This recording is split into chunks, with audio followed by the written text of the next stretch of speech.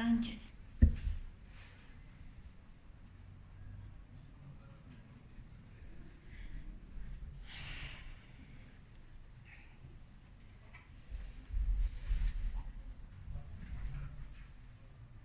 Ya, entonces,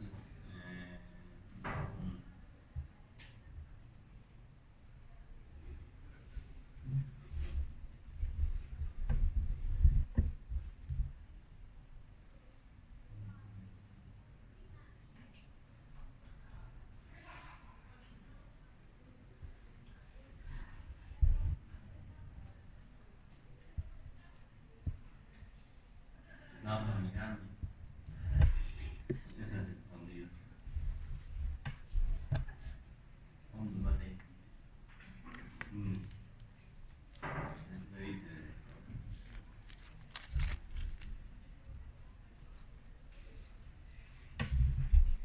Simone ha llegado. ¿Puedes? Sí, ¿no? El domingo vas a llegar, ¿eh? Pero el lunes a la 8. Igual estudias todo el fin de semana, más tiempo. Simone, 24, y su compañero Jorge. Los tres entonces, Rousseau, Simone y los Ríos. El día lunes. A las 8 menos 5 pueden estar allá. ¿No? Primeramente a esa hora, pero después del día martes, ya una vez como vos en todo eso, les voy a dar las credenciales para que vayan entrando todos los días. Ahora temprano, ya después van a ir a las 7, 6, 5, depende de ustedes. Pero vayan a evolucionar, vayan leyendo todo la psicología, no solamente lo que está en el ejercicio, sino que lo que hemos avanzado.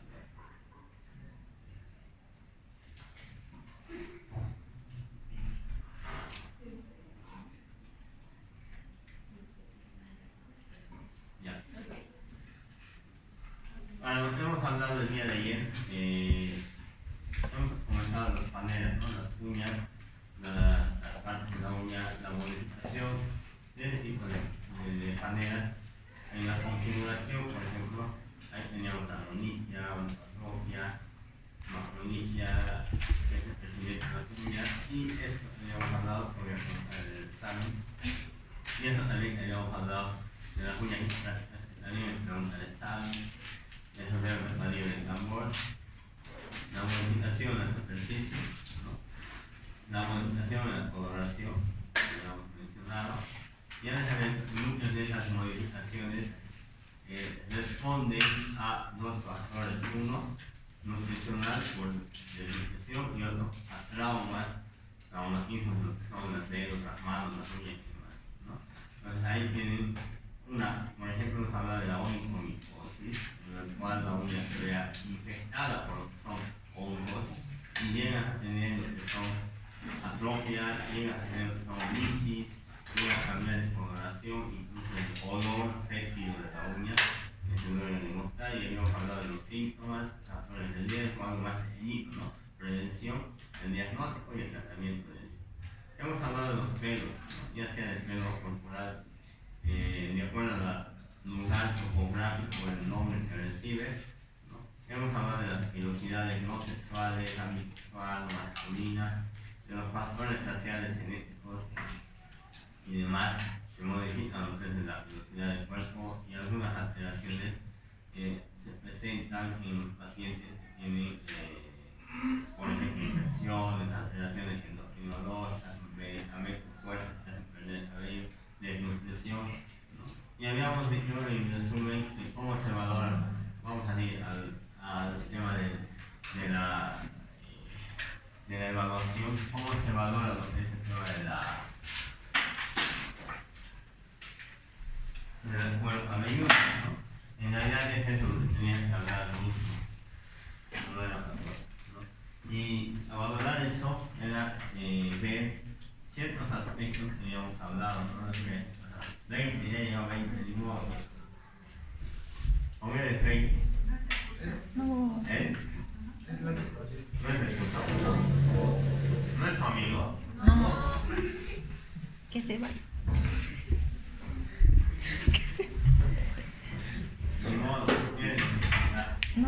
se puso.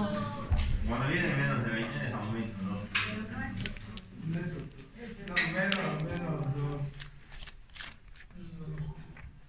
La de ellos no, pues. Pero los demás son 20, ¿ya? No. Dijo más de 20. A ver, ponte más. 19 tanto. 18, 1, 2, 3. Los del otro grupo. 22, o sea. Mira. 4. Pero ella es el compañero que no es del curso. ¿Cuál? La del fondo. no es. 23. En vez de disminuir, está aumentando.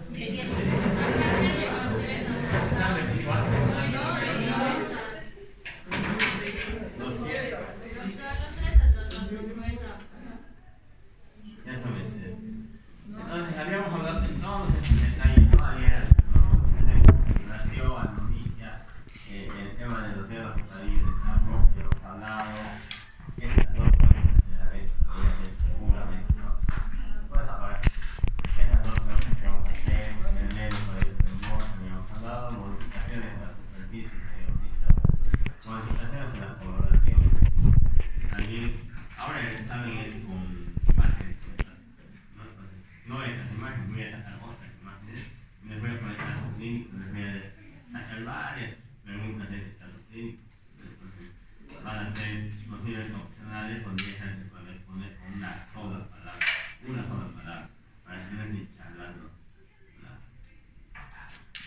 Modificaciones en los tejidos lineales y más, ahí es donde hemos hablado de lo que es la onicomicosis, los ejemplos, el diagnóstico, tratamiento.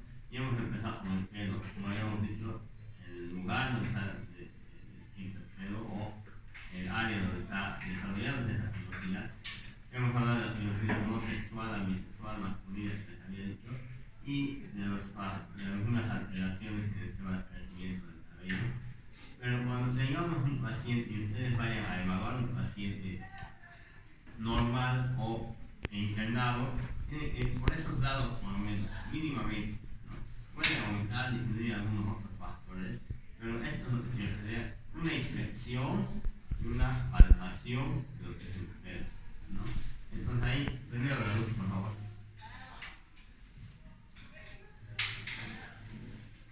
Ya lo hacemos.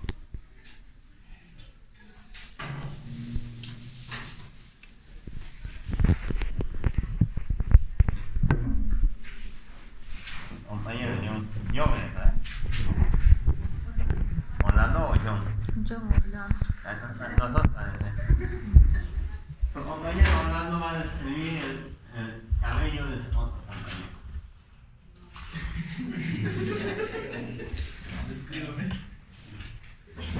Primero es inspección, mirarlo, ¿O quieres palpar bien? O toma asiento vos. Más fácil, parece. Dale.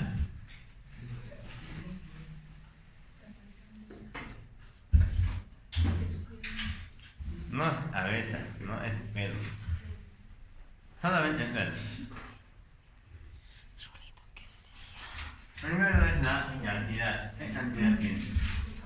Es escasa, moderada, abundante. Da para vender, no da para vender.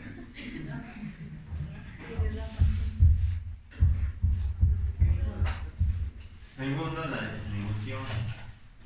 Está distribuido de forma regular o tiene alguna distribución irregular. Él no va a tener eso. Ahí habíamos puesto como ejemplo la distribución irregular, donde está distribuida en toda el área, donde hay una ausencia de cabello a nivel temporo, parietal, del lado izquierdo, como decimos, Entonces él tendría que investigar eso, sobre todo el tema de la alopecia o áreas parchadas donde no se encuentra velocidad. ¿No? Entonces, eso es la segunda parte de distribución. Tercero, las características, la coloración.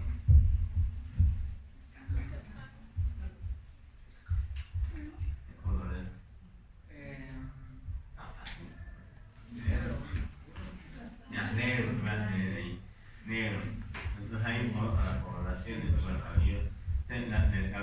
la forma, le vas a hacer pegarse a ese paciente. No le yo lo voy a revisar, cabello, vamos a analizar esto, o sea, todos los procedimientos, toda la revisión antes de hacerla, tienes que comunicarla con la persona. Todas. Obviamente, lo voy a revisar y decir parte por parte. Vas a comentar con la parte, no con el tipo de revisar, lo voy a revisar. Ahora toca revisar el pecho.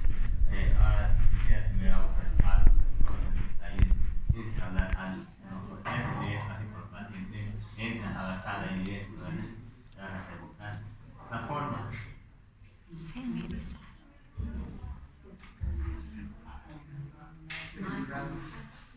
¿Cuál es el forma? Citrónico. Sinótrico, sinótrico. ¿Verdad? Simétrico. Y por último, facilidad de implantación. Agarra un cabellito. Agarra un cabello y dobla. Agarra un cabello y dobla. Ve, estira.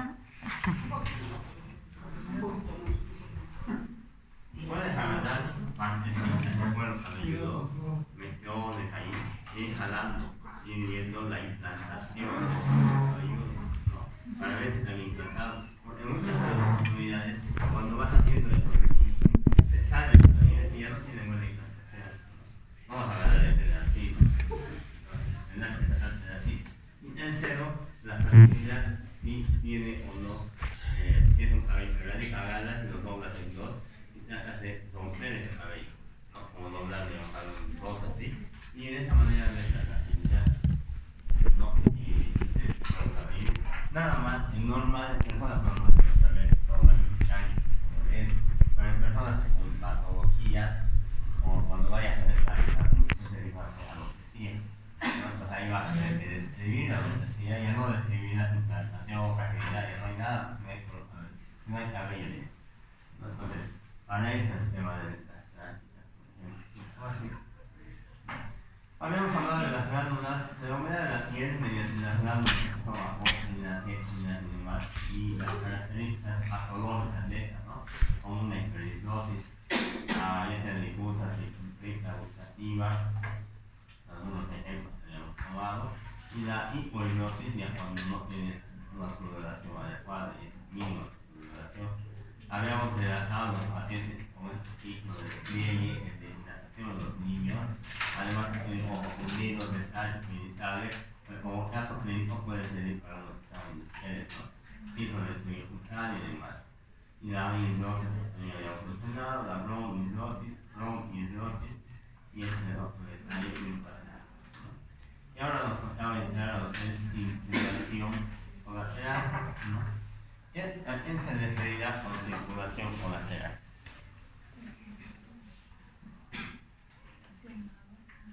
¿Hacia un lado? O un lateral.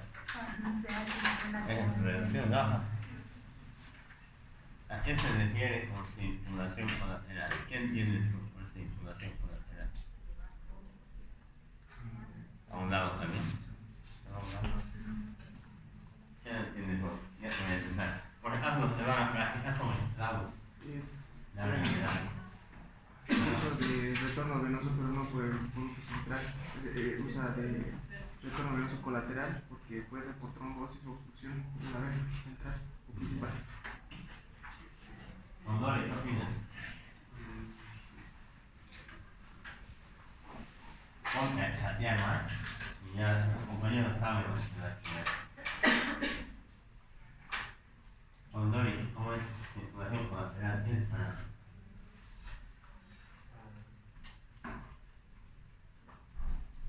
Eres Condori.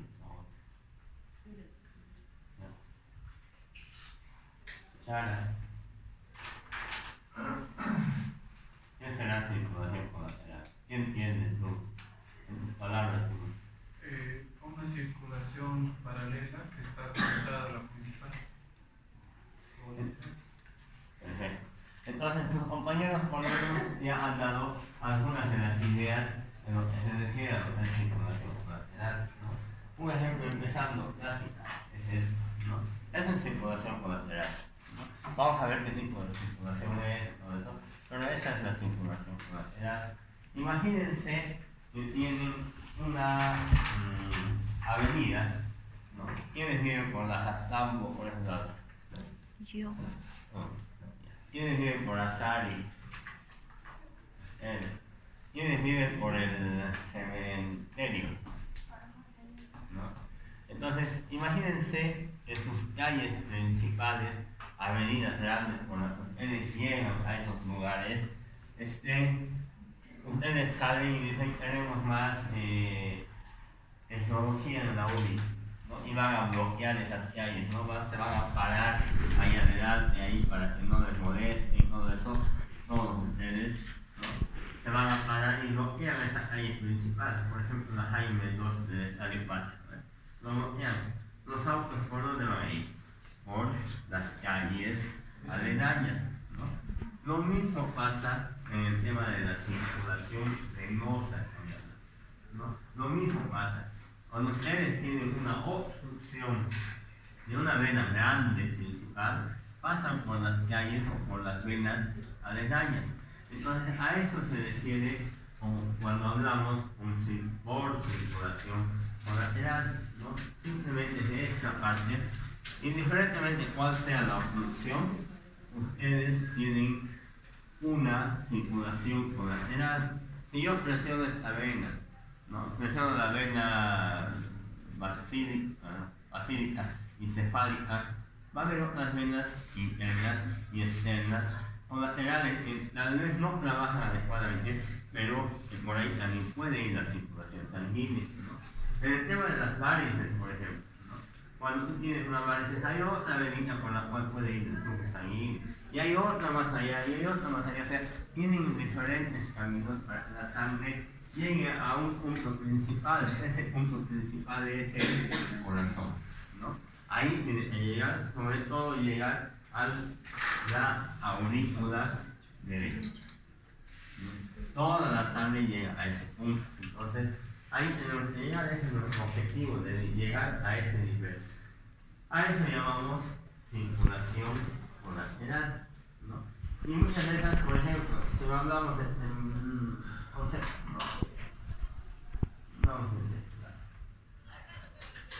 tres signos grandes, vamos a hablar de tres obstrucciones de venas o de sistemas venosos.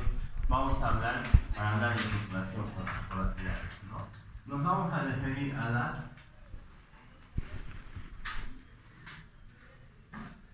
vena cava superior. Nos vamos a referir a la vena cava inferior. Y nos vamos a hablar del sistema portal, ¿no? De la vena porta, ¿no? Del sistema portal.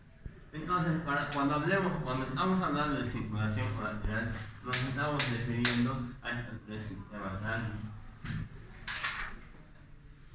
Perdón, ¿alguien tiene el cargador en C? Por favor. ¿Alguien? No, no tengo. ¿Tiene carga inalámbrica? No, todavía. ¿No tienes?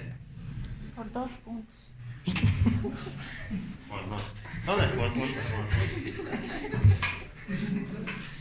Por puntos era.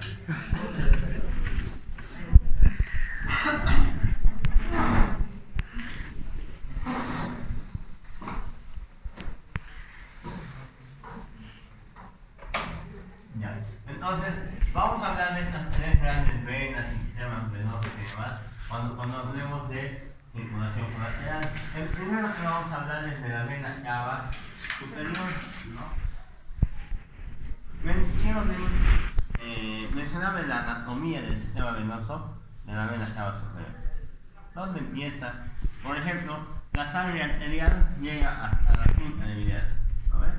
Y luego de eso se desoxigena y tiene que llegar la sangre venosa al corazón. ¿Por dónde va? ¿Sabes el trayecto venoso? Lisette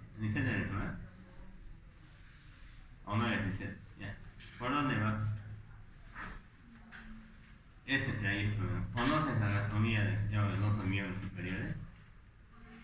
Neoli, la sangre del cerebro, ¿por dónde va? Hacia el corazón, porque vena es recogida.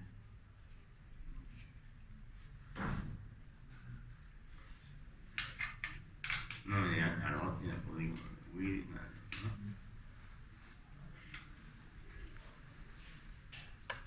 ¿no? Esto, ¿por dónde será? La sangre del cerebro va al corazón. ¿Por qué venas? ¿Alguna vena que te acuerdas?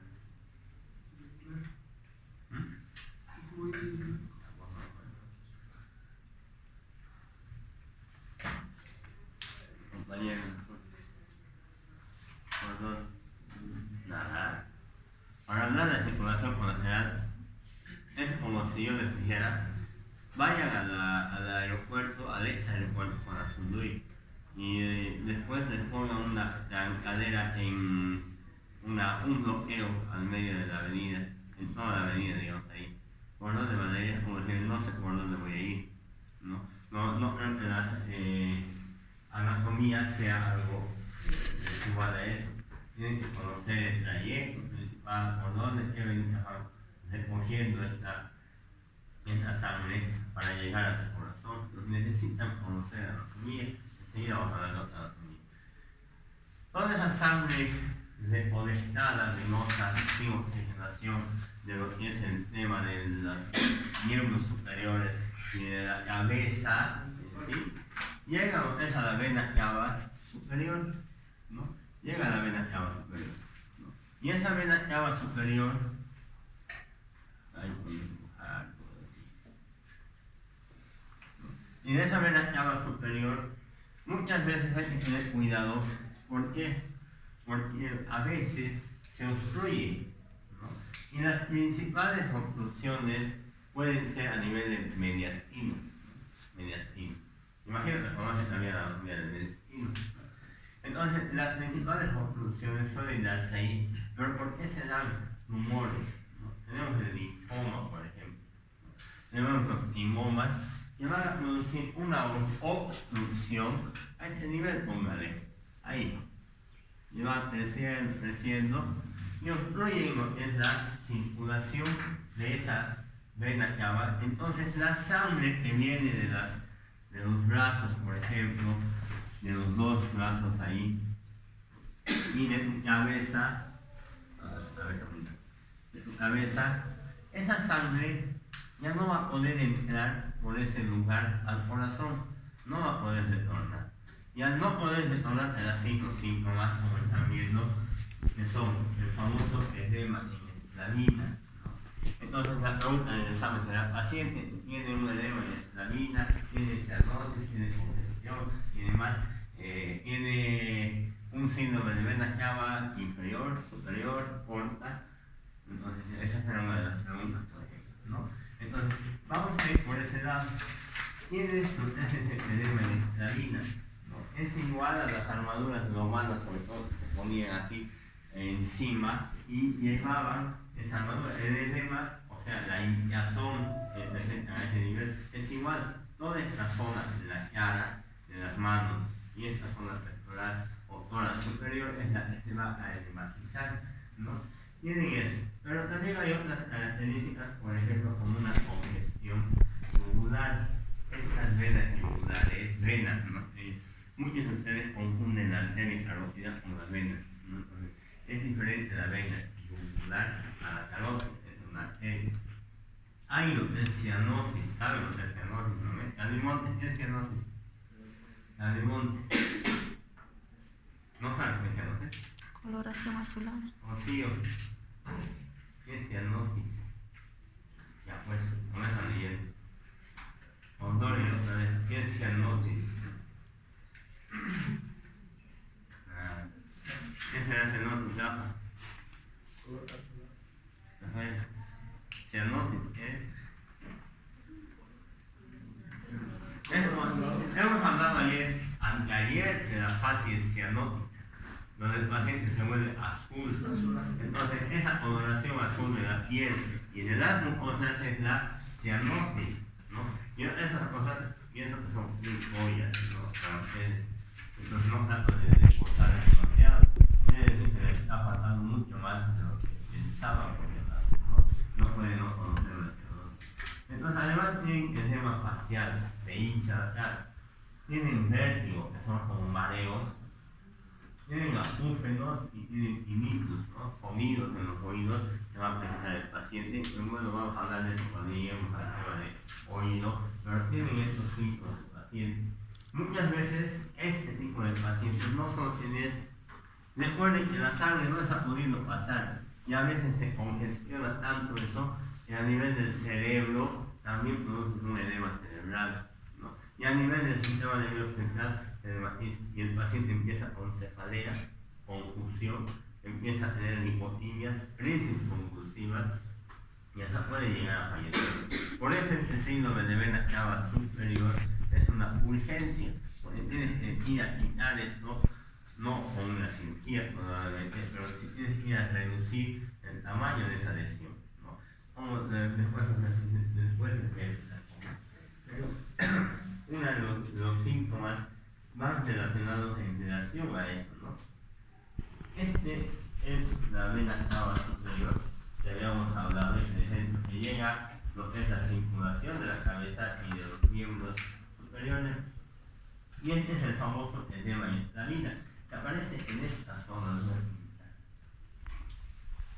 En esta zona, ¿no? Todo el miembro superior, pero van por ahí, y todo esto, ¿no? Todo esto se va pintando así. Y es como una armadura que te va protegiendo toda la cara y demás, y tu cara se va hematizando. Una de las características, fíjense, esas venitas dilatadas, una de las características es a nivel del cuello, donde tienes una ingurgitación yugular, no esta ingurgitación yugular. Esa es una de las características. Entonces, esta ingurgitación yugular o congestión de la vena yugular no solo se da en insuficiencia cardíaca, en sobrecarga de líquidos y en un shock obstructivo cardiogénico, por ejemplo, se da en todo eso, pero esa es una de las sintomatologías de lo que llamamos un síndrome de vena cava superior. Cuando ustedes vean esa intoxicación yugular, tienen que analizarlo con paciente en lo posible de costado. Si es un síndrome de vena cava, aunque esté parado, igual va a ser así. Pero si tienen un paciente de costado, ya lo vamos a decir, donde tienen el cuello ahí, para que me entiendan, vamos a ir por este lado, el cuello así, tienen la cabeza, ahí vamos a dibujar, ya está, y tienen ahí el tórax, ¿no? Está mirando a un lado del paciente. Tienen lo que es el músculo externo glenomastoideo, ese músculo que tiene dos haces, por eso se llama glenomastoideo, ¿no? Pero ese músculo está presente, está partiendo de forma más o menos en dos triángulos a lo que es el cuello. La vena yugular, que se pone la sangre del río, todo eso, tiene esta situación más o menos, ¿no? Esa situación. Cuando esa vena está ahí, sí o sí va a estar ahí, pero fíjense ustedes, no se ve como esto, ¿no? A lo mucho se va a ver hasta ahí, la clavícula es esto por este caso, y a lo mucho se va a observar hasta ese punto, a lo mucho, ¿no? Entonces, cuando hay una congestión cardíaca, el corazón es insuficiente, tienes acúmulo de líquidos, y sobre todo también cuando hay un síndrome de vena cava superior, esa venita se dilata de esa manera. Esa dilatación o ingurgitación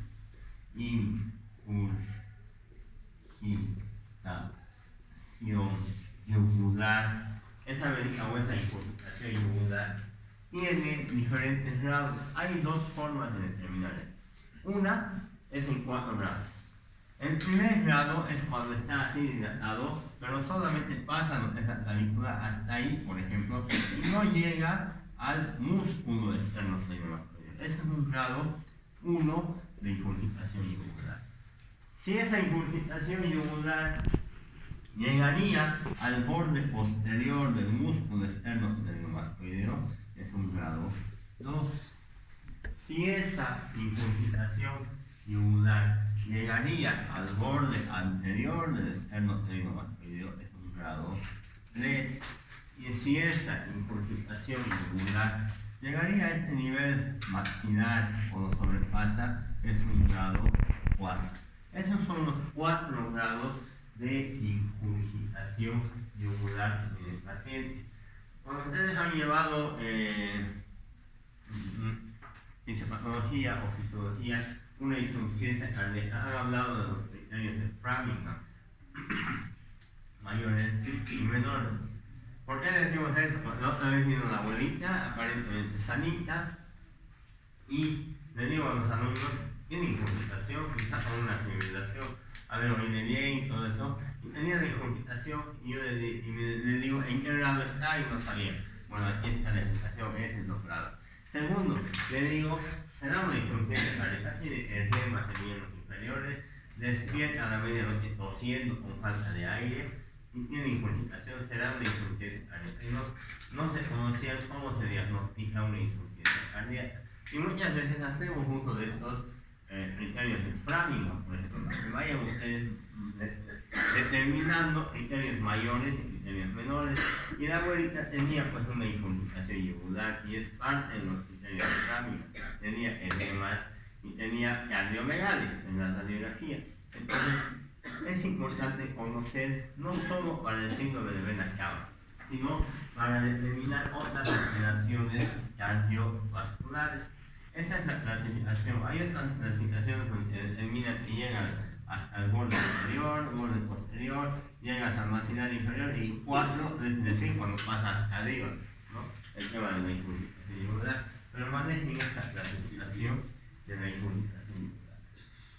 Otro signo de sintomatología de esto es, fíjense, la circulación colateral que se va presentando en ese paciente. ¿Por qué se presenta eso?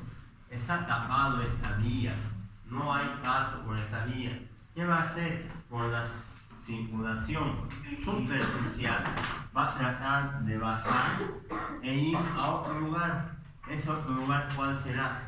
La vena cava inferior, ¿no? Tratar de llegar a través de la circulación colateral a esa otra vena grande, cava inferior, para que la sangre llegue a su meta, que es el corazón, ¿no? Entonces, por eso se da esta circulación colateral que ustedes están viendo. La sangre está buscando los caminos. No es una gran vena ni nada por el estilo, pero por lo menos tratan de llegar a lo que es la circulación. Pero por esa función que ustedes han tenido, no solo ahí este es un paciente normal. Y fíjense, este paciente ya tiene un edema, ¿no? Facial. Otra característica del signo de venas cavas superiores que se edematiza, se hincha, ¿no? En paciente. Muchos de ellos llegan a presentar cianosis. Esta es otra maniobra, una maniobra para tiroides, pero más o menos es el ejemplo que quiero dar, ¿no? Es una cianosis que va a presentar un paciente, que se vuelven azules y a veces también así rubicundos, o sea, rojos los pacientes, ¿no? Otro signo, síntomas, pero es un síndrome de venas cavas superiores, que ya hemos hablado, y ahí tenemos otro ejemplo, ¿no? Toda la circulación colateral está generando, aunque aquí se ve algo, fíjense, de un tumor, parecería ser una masa, lo que sea, no sabemos hasta dónde está llegando por dentro de eso, pero eso tal vez es lo que está produciendo el síndrome de vena cava superior. Y fíjense, toda la circulación colateral está generándose por ese tema de esa masa, que probablemente sea mediastinal, ¿no? Entonces ahí tienen otro ejemplo. Los pacientes, cuando están en fase ya avanzada, así son globos. Es como los clásicos dibujos donde se inflan con aire y vas hinchando la cabeza. Esas son las características generales que tienen al final, pero eso no solo pasa por fuera, adentro del cerebro igualito está sufriendo. Por eso los síntomas neurológicos que llega a tener tu paciente. ¿Cuál es el tratamiento de ese paciente? Para todos es ir a sacar o disminuir el tamaño de esa tumulación. Por lo general son tumores, como les digo, los que van a causar esto. Uno de los tratamientos suele ser los corticoides, ¿no? Dexametasona, hidrocortisona, metilprednisona. Varios de ellos tienen que hacer una carga, un curso, llamamos nosotros, de ese corticoide. Por ejemplo, habla de 40 miligramos de corticoide, ¿cuántas ampollas son de 10? De 4 miligramos son 10, de 8 serán 5. Entonces, ponemos una carga de corticoide. ¿Para qué? Porque muchos de esos son tumores oncológicos que van a desinflamar esa parte y van a dejar pasar la circulación, ¿no? Es una urgencia, les he dicho. Porque a veces llega a un hospital y dicen, ¿cuál es el tratamiento? Corticoide, ya. Pero si no está resolviendo, se puede hacer radioterapia, ir a quemar directamente esa tumulación para que disminuyamos su tamaño, su volumen y pueda permeabilizarse esa vena cava superior. Por eso a veces mandamos a la radioterapia y le dicen la radioterapia es en 3 meses la programación, ¿no? La clásica es en La Paz, si mandamos ahora, es para que de aquí a 3 meses recién el programa. Pero esto es una urgencia, entonces se habla con el encargado de radioterapia y se le dice tengo un síndrome de vena cava superior y mandas a tu paciente a una radioterapia, ¿no? No serán las radioterapias iguales como un tumor normal, como una neoplasia normal que todo el mundo presenta, sino es una más agresiva en mínimas dosis para tratar de eliminar esto, porque si no este paciente se muere, ¿no? Es una urgencia médica y es una urgencia oncológica, ¿no? Entonces nunca dejen de lado a estos pacientes porque van a fallecer seguramente con edema facial. No confundan una insuficiencia cardíaca con un síndrome de vena cava superior, ¿no? En la insuficiencia cardíaca seguro tienes alteraciones cardíacas, cardiomegalia, electrocardiograma alterado, tienes edemas de miembros inferiores, disnea paroxística profunda, tienes muchas de esas cosas, pero en un síndrome de vena cava no se va a dar todos esos detalles que hemos hablado.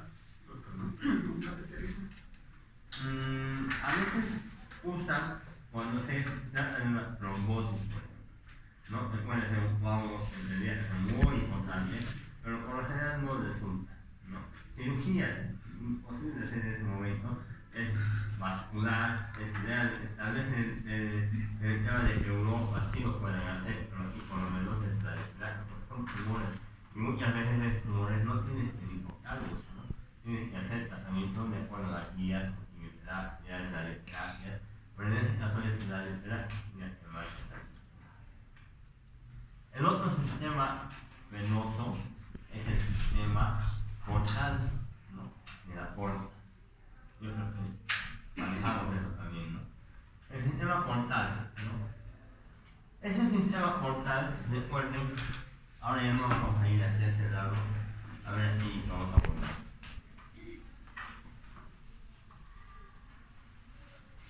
Tienen ustedes lo que son los dibujos 2 intestinos, ¿no? Tienen el estómago ahí y el esófago hacia allí. Entonces, toda esa sangre del intestino es recogida por un sistema venoso. Ese sistema venoso va a lo que es el tema del hígado. ¿Por qué? Porque la sangre que va circulando así no solo recoge nutrientes del intestino, sustancias tóxicas como el amonio también son recogidas. Y el hígado se encarga de filtrar y mandar una sangre más limpia, vamos a decir, a todo tu cuerpo, ¿no? Entonces, ese sistema muchas veces también se ve obstruido. Tenemos la famosa cirrosis hepática, una enfermedad degenerativa del hígado en el cual el hígado se vuelve fibroso, más pequeñito, y como debería ser una esponjita, porque pasa la sangre por ahí, se vuelve algo duro, como un plastoformo e incluso como madera. Y la sangre ya no logra pasar a la circulación general. No logra pasar, ¿no? Entonces, ¿qué va a pasar ahí? Que también esa parte va a buscar lo que llamamos la circulación colateral, ¿no? Va a ir a buscar una circulación colateral. ¿Hacia dónde? Más fácilmente hacia la vena cava inferior, ¿no? Está pasando por ahí, hacia ese lado va a ir a buscar, no se junta por caso. Hacia ese lado va a tratar de buscar lo que es la circulación colateral. Estas enfermedades del hígado, principalmente la hipertensión portal y demás, son las causas de lo que es esta circulación o de esta alteración de la circulación por octava que hemos llamado, ¿no? Entonces, ¿qué va a pasar? En las venas periumbilicales son las que más se van a distender, a las que están alrededor del ombligo. Y se desarrolla lo que es el signo de la cabeza de medusa en el abdomen. ¿Cuál es el signo de cabeza de medusa? ¿No? Ese es el signo de la cabeza de medusa. Similar a eso, imagínense, este es el ombligo y todo lo demás está construido así. Y esa es la circulación, ¿no? Del nivel del ombligo va saliendo como si fuera todo lo que son las renitas, como similar, asemejando a una cabeza de medusa. Puede pasar así, pero puede ser también así. No necesariamente es como el dibujo, pero puede ser que aquí está la cabeza y de toda la circulación está tratando de ir a la vena cava inferior, luego de serán penetrantes, irá a grandes venitas y luego de la vena cava inferior. Pero ese es el signo de la cabeza de medusa, generalmente con una función a nivel del sistema portal, ¿no? Y produce lo que es la circulación porto-cava. ¿Cuál es esta circulación porto-cava? En la circulación, como les yo, se va de la parte portal, se va al sistema venoso de la cava inferior. De esa manera ir hacia arriba. Pero ¿cuál es el detalle? Esos pacientes tienen afectación muchas veces del hígado. Ya habíamos hablado de la cirrosis en primera instancia. Y se puede tener cirrosis o afectaciones del hígado. Una de las funciones del hígado es formación de albúmina, ¿no? O el tema de sintetizar lo que es albúmina. Al momento de hacer eso, mantenemos lo que es la presión oncopótica, vamos a hablar de eso en nuestro cuerpo. Y eso mantiene lo que es el líquido del cuerpo. Y en las cavidades, pero hay una cavidad, y fíjense no solo es las venitas, ¿no? ¿Qué más está pasando? Está como si estuviera embarazada, y no está embarazada. ¿Qué habrá ahí adentro? Luna. Líquido. ¿Qué se llama a eso? Asitis. Asitis, ¿no? Eso es lo que hay ahí adentro, hay líquido, ¿no? Y el tratamiento será una paracentesis. Paracentesis, hacer una función a nivel de la cavidad peritoneal. Ya lo hacen, una de sus compañeras que hacen, lo hacen ayer, pero le han ganado ¿no? ¿Cuál es para la finalidad de la paracentesis, hinchar el abdomen? Es, primero, hacer una limpieza, ¿no? Luego de eso, desde el ombligo hasta la esquina anterior superior, trazamos una línea, ahí. Lo dividimos en tres esa línea, y en el tercio medio al tercio externo, en esa unión es donde pinchamos. La aguja lo metemos dirigida hacia la axila, esta sola axila de lado contralateral. Por lo general se va a funcionar el lado izquierdo, por lo general, ¿no? Por el otro lado tienes más probabilidad de pinchar al intestino, y si punta al intestino, ya está, pues, bueno, tendrás que entrar a cirugía de urgencia, pues toda la materia fecal se va a diseminar, va a cristalizar y es cirugía. Entonces, sacas el líquido de ahí y tienes que darse cuenta, porque muchas veces hacer esa paracentesis, y tal vez les enseño esto, porque tal vez ustedes lo van a hacer cuando vayamos a práctica. Tengamos un paciente en urgencia y bueno, ya limpiamos nosotros, y así como yo cuando era interno he empezado a hacer esto, igual ustedes ya pueden empezar a hacer para tener experiencia, porque al momento de funcionar y llegar al peritoneo es como una capita de tela o un papel. Imagínense un papel de su hoja y traten de romper ese papel con una agujita o un lápiz. Suena ahí, ¿no? Tiene un sonidito especial. Es lo mismo que se siente al pinchar esa cavidad. Y obviamente el líquido va a salir a cantidades elevadas como esto, ¿no?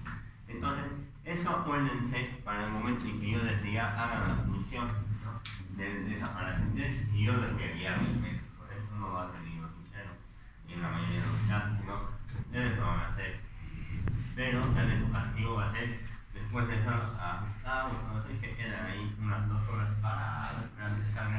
Hablo de líquidos, ¿no? Obviamente no tiene que salir todo porque se puede descompensar el paciente, poner albúmina y demás, pero es una forma de estudiar ese líquido así y ver por qué está produciéndose en muchos de los casos ya de problemas de hígado. Problemas de hígado. Doctor, ¿hasta cuántos litros se puede sacar en una paracentesis? ¿Y qué pasa si está taquicárdico? Ya. 4 litros, por lo general, tratan de descomprimir. Ese paciente, por ejemplo, con ese abdomen, no solo está saliendo hacia afuera, el diafragma está elevado. Y esto está causando de seguro insuficiencia respiratoria. No está pudiendo respirar, ¿no? Ayer había una abuelita que vimos con ictericia total que les comentaba y bueno, estaba con insuficiencia respiratoria, pero los pulmones no había nada. Hicimos ecografía abdominal y había citis. Era un problema de hígado, obviamente. Había citis. Entonces hicimos la punción y había como 5 litros saliendo y la abuelita para venir mucho mejor, saturando bien, ya no tenía como estaba ayer. Entonces, muchas veces hay que tratar de evacuar para reducir la insuficiencia.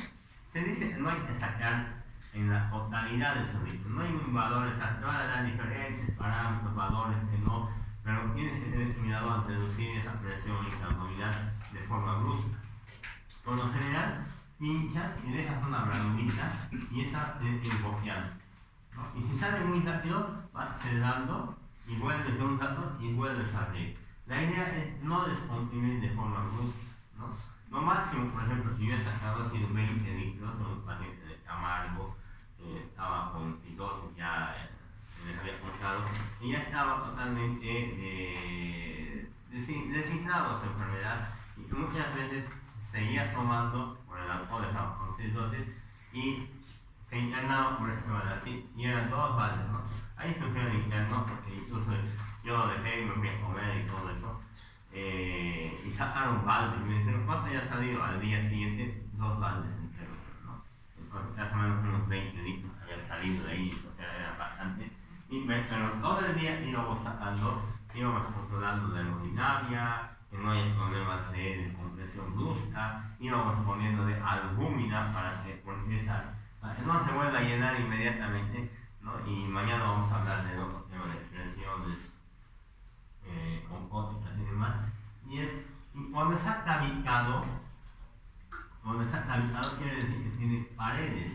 O sea, ayer habíamos hablado de las vesículas, por ejemplo, ¿no? Ayer, de las vesículas. Las vesículas son pequeñas formaciones globosas que tienen paredes. Y la ampolla es unilocular, no tiene paredes, habíamos dicho, ¿no es cierto? Lo mismo pasa aquí. Muchas de las situaciones, sobre todo cuando un paciente cada vez están haciendo paracentesis, se suele cavitar, se forman paredes fibrosas y dentro de esa pared está líquido.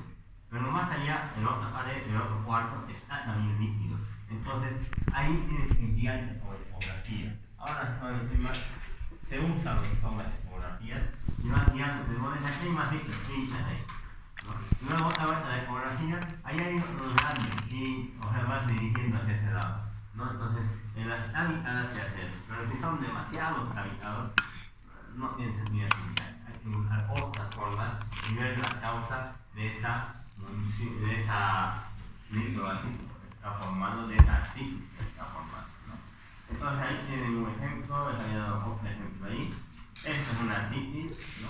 Después de la cavidad peritoneal, de hecho la cavidad peritoneal, esas zonas de porios ahí están viendo, y cuando esa cavidad peritoneal se afecta, tienen los líquidos afectándose ahí, ¿no? Tienen los líquidos que se llenan. No es normal tener agua en la cavidad peritoneal de esa cantidad, de esa manera y demás. Entonces, cuando se llena así el agua, es una ascitis, ¿ya? Es una ascitis y lo ven de esta manera, así, ¿no? Así. Todo parece embarazado, pero esa es la forma y la característica. Yo parecería que es una función ahí, otra función ahí, aquí también parecería, ¿no? Sí he visto que en alguna oportunidad, ¿no? Que un maestro, digamos, mío avanzaba, funcionaba y no salía, y no guiaba por ecografía y avanzaba a un lado, hacia abajo, adentro, sacaba la aguja más arriba. Entonces, eso predispone a tener perforaciones. Y no solo eso, sino que también puedes producir, si ese líquido se va a infectar, una peritonitis bacteriana espontánea, ¿no? Y eso ya es una infección de ese líquido. Entonces, tú mismo le has provocado, si no haces una buena limpieza antes de la paracentesis, o haces ese tipo de procedimientos, así como a un lado, tienen que salir y se desesperan, porque muchas veces produce una peritonitis bacteriana espontánea. Ya otras que les había dicho que es el tema de la dosis en su mayoría, pero hay enfermedades de hígado que también pueden causar síntomas acompañantes. Si tienes alteración de hígado, no solo vas a tener citis, edemas, también vas a tener ictericia, ¿no? Fíjense, esa esclera es blanca, debería ser de color blanco, pero en este caso la esclera es amarilla. Esto es una ictericia. Ahora esta mucosa de aquí abajo, igual conjuntival, debe estar estéril, ¿no? Y eso es por ese hígado, fíjense, esa es la característica de un hígado con fibrosis.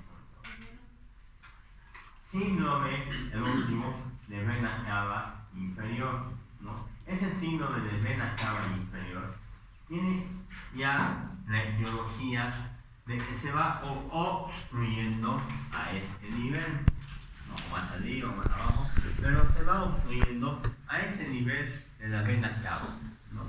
Entonces, ¿qué va a pasar? Y la sangre que está subiendo va a buscar una circulación colateral. ¿Hacia dónde? Hacia la vena cava superior, ¿no? Ahí está. Igualito, va a buscar como la superior ha buscado la inferior va a buscar a la superior, ¿no? ¿Cuáles son las causas? Tienen tumores, ¿no? Tienen problemas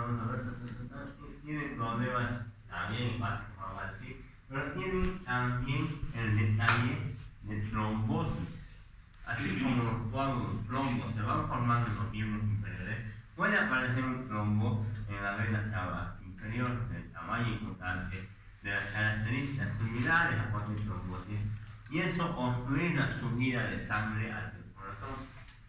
Cuando tengas un tumor, trombosis y demás, ¿qué va a pasar? Si no pasa el líquido hacia arriba y pasa muy bonito por las colaterales, ¿qué va a pasar con tus pies? Se van a edematizar, se van a hinchar. Entonces ahí también tienen el síndrome de vena cava inferior, puede ser una causa de edemas en miembros inferiores, ¿no? Se edematizan, será un edema blandito y demás, pero es un edema en sí. Simétrico tendría que ser una de las características de eso. Pero también tienes la circulación colateral. Ya has visto, estamos viendo en estas imágenes. Por ejemplo, esta. Fíjense que no es como la cabeza de medusa, es lateral, ¿no? Lateral hacia arriba. Lateral, ¿no? Entonces, esa es la característica del síndrome de vena cava inferior. Tiene una circulación colateral. Así vamos a ir a hablar. Una circulación colateral de tipo cava, ¿no? Porque va de la vena cava inferior a la superior. Ahora, al hablar también de esto, el síndrome de vena cava superior es lo mismo, tiene casi la misma imagen, y cuando está demasiado comprometido llega a ser similar a la vena cava inferior. ¿Cómo será que yo puedo diferenciar de uno al otro? ¿Cómo puedo diferenciar? Dice, ¿cómo podría diferenciar? En esto nomás, no por las pintas, los edemas, nada. Solo en esto. Yo tengo ese abdomen y miro estas imágenes así. ¿Estará viniendo de arriba hacia abajo o estará yendo de abajo hacia arriba? Chara, ¿cómo puedo identificar eso?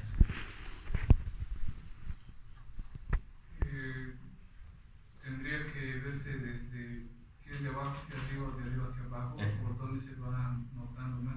Si es que va hacia arriba, se va a tener un cierto nivel, como se había indicado. Mira, Primero, segundo, tercero, cuarto, que se va a ir notando. un sol.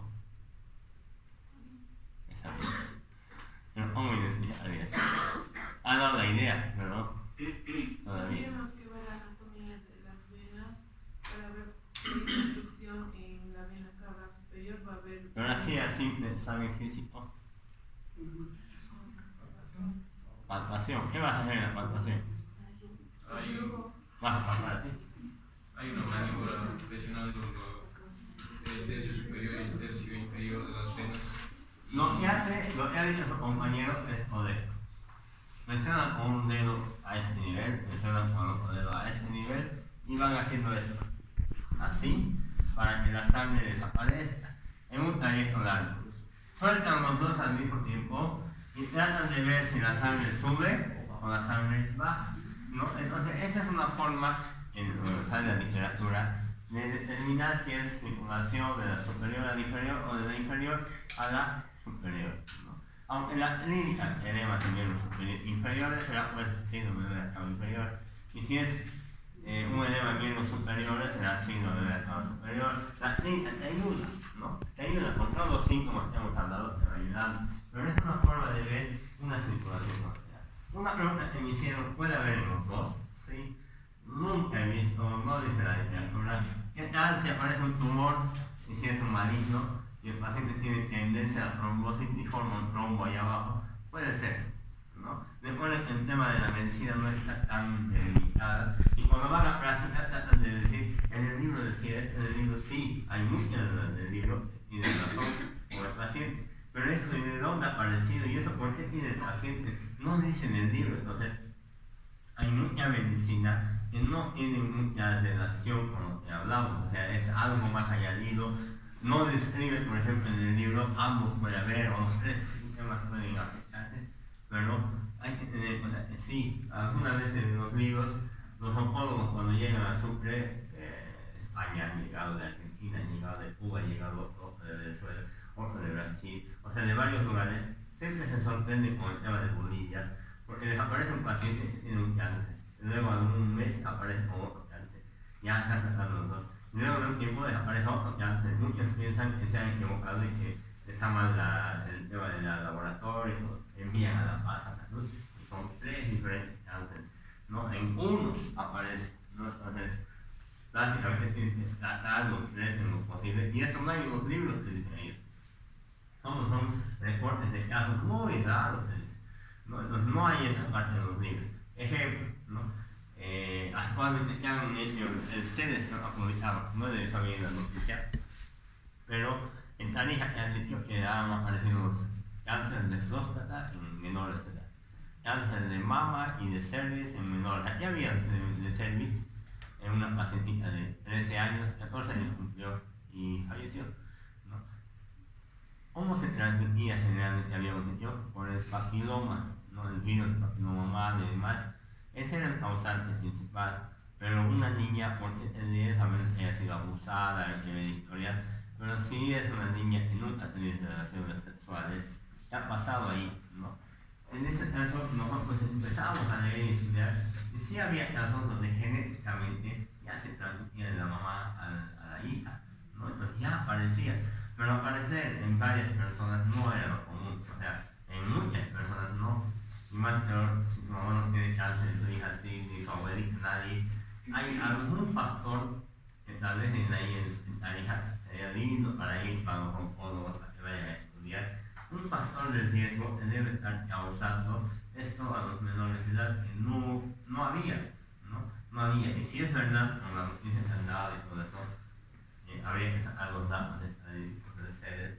Si es verdad, pues está para estudiar a nivel, yo creo que llegan investigadores de Argentina, sobre todo Tarija, Paraguay, Brasil, se van a ir porque mucha de la gente que está metida en la medicina es investigadora, ¿no? Y entonces va a estudiar estos casos y son casos muy interesantes para estudiar. No solamente el tema del recurso económico es el impedimento para los bolivianos, para los demás, no tanto. Entonces, la medicina no es tan exacta como pensamos, ¿no? No es tan 2 más 2 es 4, no. Es un poquito inexacta en ese sentido, ¿no? Vamos a ver el compañero, y aquí está la diferencia entre la circulación colateral porto-cava y la cava-cava, y el abdomen, ¿no? La porto-cava es la cabeza de medusa,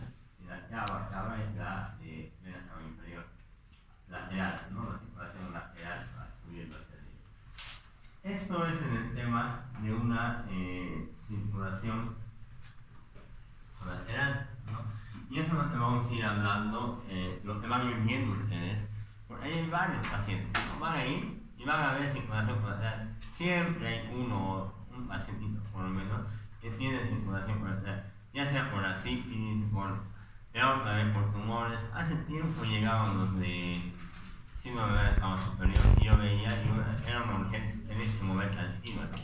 Inmediatamente llamar al perfil arterial, etcétera, no, por favor hágamelo. Mucha gente decía, no, sábado no trabajamos ni loco vamos a trabajar, por más que el paciente fallezca. Entonces a veces pasaba eso, ¿no? Tenías que hablar con el director, influenciaba el radiólogo, y el radiólogo decía, enojado iba los sábados a hacer la radiación, pero lo hacían, ¿no? Y luego se hacían el lunes 5 sesiones, ¿no? Se hacía el tema del tratamiento de los pacientes. Actualmente se envía la paz, creo que ya no se cambia el azúcar por el tema del abdominal o algo así, el tipo de perfil arterial, pero después se manda la paz a Chabamba y Santa Cruz, sobre todo la paz y Santa Cruz, para el tema del radioterapia, entonces, para tratar estos signos de la cama.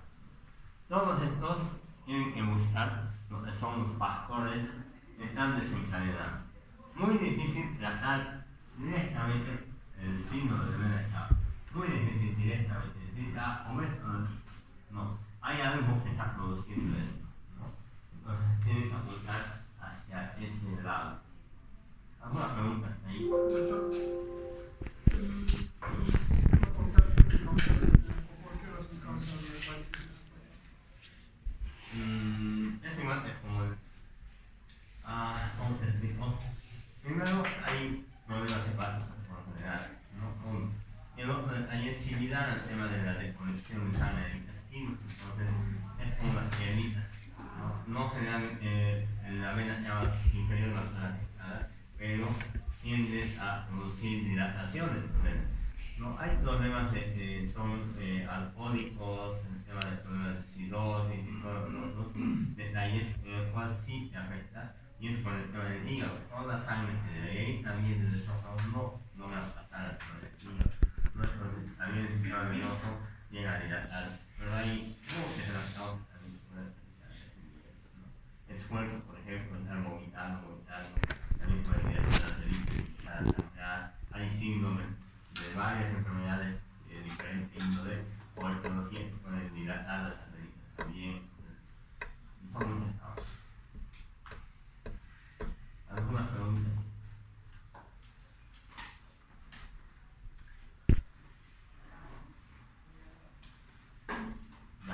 Los tres primeros que saben de enfermedades el día lunes va a venir a la fuerza. Cero mochilas, un matriz, vayan desayunando bien, preparados y pueden llevar su equipo con el y les voy a dar credenciales para que les digan. Esa es la nota del examen final. Como les digo, aprueban de esa práctica, lo hacen bien y prácticamente estarían entrando aprobado en semiología si dan un regular examen de mundo parcial. Y para el día lunes, como ya vamos a avanzar un poquito más entrando a la práctica, vamos a irnos al índice de masa corporal para el día lunes.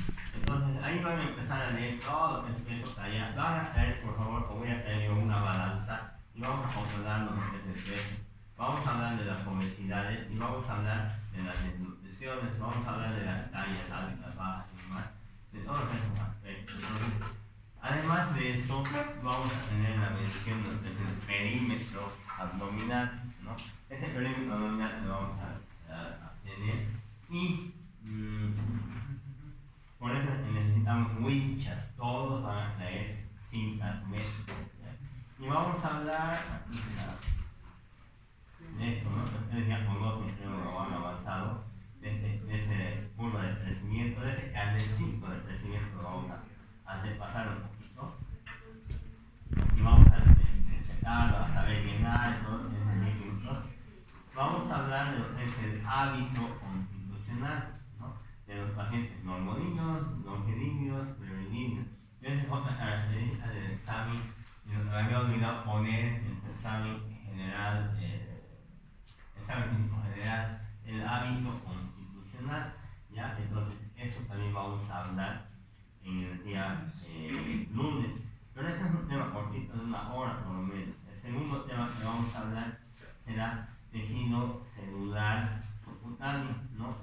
continuando con esta piel, tal vez en los primeros y después de los tejidos celulares corporales. Ahí vamos a hablar de la grasa, ¿no? El tema de la medición de la grasa, sobre todo en el cuerpo. Vamos a hablar de las infecciones de los brazos, de los líquidos, lipoma y este tema de los edemas, ¿no? Donde vamos a recordar anatomía, fisiología, fisiopatología y algunas vamos a hacer infecciones a ese nivel de edema. No solo de eso, sino en las cavidades iguales de un líquido. Vamos a hablar de la síntesis por la vuelta, del desarme pleural. Entonces vamos a ir hablando de todos estos aspectos para el día lunes. Entonces traten de estudiar, porque si vienen en seno va a ser medio complejo que ustedes vayan aprendiendo a cabalgar todo lo que vamos a enseñar. Traten de estudiar el libro y no solo de arquetipos, son dos maneras.